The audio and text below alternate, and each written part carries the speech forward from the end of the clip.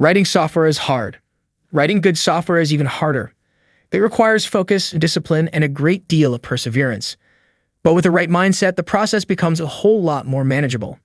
If you've been writing code for some time, you know that almost all of the technical difficulties you have faced weren't the technical concepts, but the challenge of maintaining the right mindset.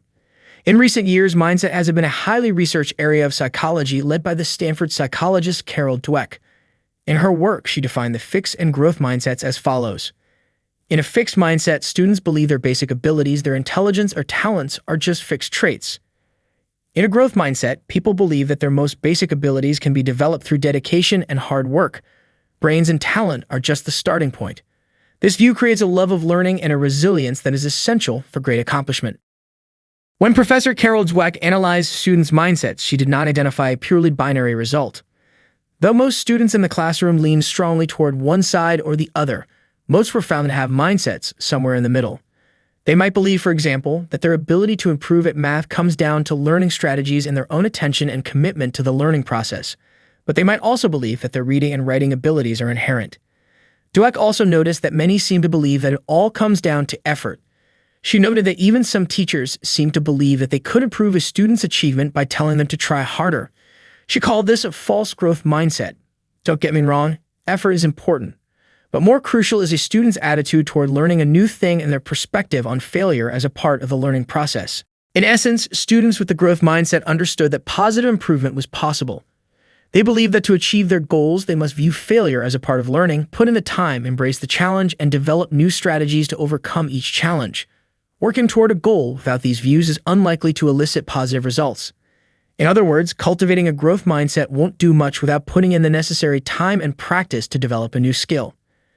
Now that we've discussed the fundamentals of a growth mindset, let's walk through some tips on how you can develop one. First, determine where you sit now. Do you consider yourself more or less in the growth mindset pool and you're looking to make sure you stay that way? Or would you describe yourself as having a fixed mindset? Knowing where you stand to begin with is the first step. You can't tell where to go if you don't know where you are. Second, explore why you want to develop a growth mindset. What is it about the growth mindset that motivates you to change, and what benefits do you see a growth mindset bringing to your life? Understanding this will give you purpose during the difficult stages of developing this worldview. Third, find examples of others who have developed a growth mindset. Start talking to your friends, family, and colleagues about the growth mindset. See if anyone you know has also been working on developing one. They might be able to provide some valuable insights. Fourth, change your perspective on failure. Start viewing failure not as a sign of inability, but as part of the process of learning. You can either succeed or fail, but you will always earn more than you lost.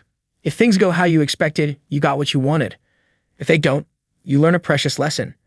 Failure is here to let you understand what you are doing wrong, how you can improve, and what you can do better. Finally, understand your own limitations. Recognize that some things will be beyond what you can achieve.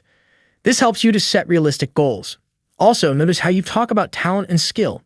Do you find yourself saying things like, "I'm no good at this," or "she's just naturally talented"?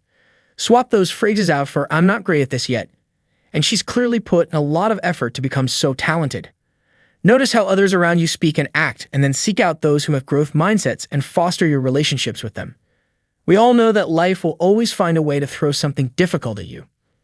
Try not to see these challenges as obstacles or setbacks that you dread. Rather, try to view them more positively. Try to view them as opportunities to overcome something difficult and grow as a result. The more difficult the challenge, the greater the opportunity for learning and growth. Cultivating a growth mindset is not an easy task nor a painless process.